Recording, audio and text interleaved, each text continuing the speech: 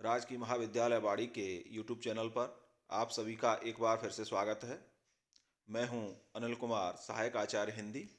आज हम बीए प्रथम वर्ष के पाठ्यक्रम से सूरदास के वात्सल वर्णन पर चर्चा करेंगे। सूरदास के काव्य में वात्सल वर्णन अत्यंत अनूठा बन पड़ा है। यही कारण है कि उन्हें वात्सल्य का सम्राट माना जाता है। वात्सल्य भाव पर बहुत कम कवियों ने लिखा है। आदि कवि वाल्मीकि, महाकवि कालिदास और रविन्द्रनाथ टैगोर जैसे कवियों ने वात्सल्य के कुछ चित्र खींचे हैं, किंतु सूर के वात्सल्य वर्णन की सरलता और मनोहरता उनमें नहीं है।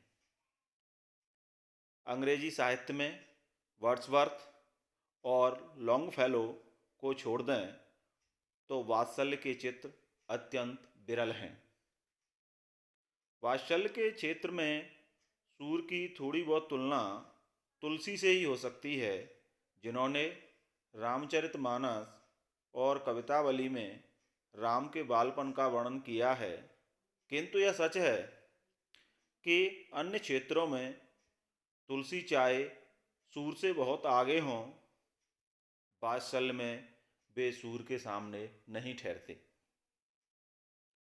सूरदास के वात्सल्य वर्णन में महत्वपूर्ण बात यह है कि उन्होंने बालपन के सभी पक्षों का विस्तृत वर्णन किया है। ऐसा प्रतीत होता है कि सूर ने बच्चों की मनोहर व चंचल गतिविधियों के सूक्ष्म निरीक्षण से यह योग्यता पाई है। यह वर्णन ईश्वर कृष्ण की बाल्यावस्था का वर्णन नहीं है, बल्कि एक चंचल बालक का वर्णन है। यहाँ कृष्ण का बालपन उपस्थित है, ईश्वरत्व पूर्णतः अनुपस्थित है। उनकी चेष्टाएं इतनी सहज और साधारण हैं कि इस वर्णन में साधारीकरण की अद्भुत क्षमता विकसित हो जाती है। उदाहरण के लिए एक गतिशील बिंबात्मक चित्र हम यहाँ पर रखते हैं। शोभित कर नवनीत लिए, घुटुरन चलत रेणु तन मंडित, मुख ददिलेप किए। कृष्ण के बालकोचित प्रश्न कुछ ऐसे हैं कि वे माँ को आश्चर्य में डाल देते हैं। माँ उन प्रश्नों से बचने के लिए कुछ उपयोगी उत्तर देकर काम चलाती है, किंतु कृष्ण पुनः मासूमियत भरे प्रश्न पूछकर माँ को सुखद विस्मय में डाल देते हैं। कहते हैं, मैया कभई बढ़ेगी चोटी, कितनी बार मोए दूध पियत भई, यह अजऊ है छोटी, मैया मेरी कबहू बढ़ेगी चोटी। कृष्ण के बालपन की मधुरता सबसे अधिक वहाँ दिखाई देती है जहाँ वे कोई झूठ बोलते हैं। अपने झूठ को बचाने के लिए तर्क भी देते हैं, किंतु उनका झूठ बेहद स्पष्ट रूप से दिख रहा होता है।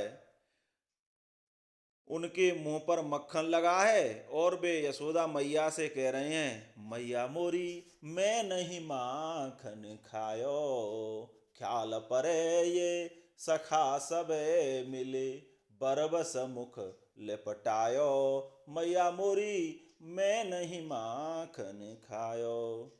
सूरदास ने वात्सल्य के संयोग पक्ष का ही नहीं, वियोग पक्ष का भी शानदार उदाहरण पेश किया है। जब कृष्ण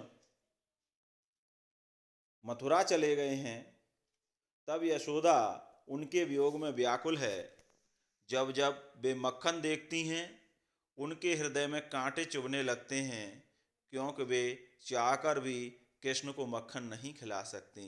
सूल होत नवनीत देख मेरे, मोहन के मुख जोग। स्पष्ट है कि सूर का वात्सल्य वर्णन न सिर्फ मात्रा में व्यापक है, बल्कि साधारणीकरण की अनूठी क्षमता और बाल वृत्तियों के सूक्ष्माति सूक्ष्म वह मनोहर अंकन के कारण संपूर्ण विश्व में अपना कोई सानी नहीं रखता है। आचार्य शुक्ल ने इसलिए सूर्य को आचार्य शुक्ल ने इसलिए ही सूरदास को मात्र हृदय से युक्त बताते हुए कहा है। वो लिखते हैं, यहाँ शुक्ल टिप्पणी देते हैं, कहते हैं, ऐसा लगता है कि यशोदा यशोदा न रही हो, सूर हो गई हो, और सूर सूर न रहे, यशोदा हो गए। यही यहाँ महान कवि सूरदास का वात्सल वर्णन है। बहुत बहुत धन्यवाद।